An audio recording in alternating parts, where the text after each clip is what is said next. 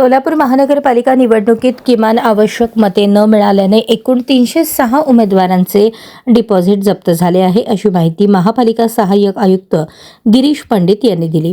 दरम्यान निवडणूक विभागाकडून प्राप्त झालेल्या आकडेवारीनुसार डिपॉझिट जप्त झालेल्या 306 उमेदवारांपैकी तब्बल 190 उमेदवार अपक्ष असून हे प्रमाण 62% आहे.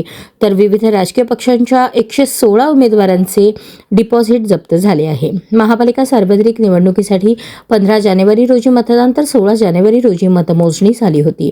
या निवडणुकीत एकूण 564 उमेदवार निवडणूक रिंगणात होते.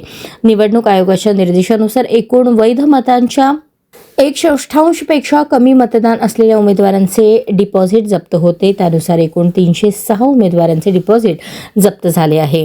राजकीय पक्षांमध्ये राष्ट्रवादी काँग्रेस पार्टी, अजित पवार गट, राष्ट्रवादी काँग्रेस पार्टी, शरदचंद्र पवार गट 14, भारतीय राष्ट्रीय काँग्रेसचे 29, शिवसेना उद्धव बाळासाहेब ठाकरे गट 16, शिवसेना शिंदे गट 14 या उमेदवारांचे डिपॉझिट जप्त झाले आहे. बहुजन समाज पार्टीचे 20, वंचित बहुजन आघाडीचे 19 उमेदवार आहेत. याशिवाय Aam Aadmi party 11, Republican party of India Athawale 6, Samajwadi party 5 तसेच इतर लहान पक्षांच्या उमेदवारांचेही डिपॉझिट जप्त झाले आहे. काही पक्षांचे 1 ते 2 उमेदवारच रिंगणात उतरले होते, त्यांचेही डिपॉझिट जप्त झाले आहे. दरम्यान या आकडेवारीनुसार अपक्ष उमेदवारांची संख्या मोठी असल्याने मतविभाजनाचा मोठा फटका बसल्याचे दिसून येते.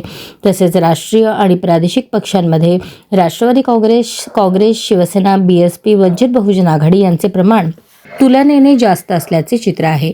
वाढती उमेदवारी आणि मतांचे विभाजन याचा थेट परिणाम डिपॉझिट जप्त होण्याच्या संख्येवर झाल्याचे या निकालांवरून स्पष्ट होते.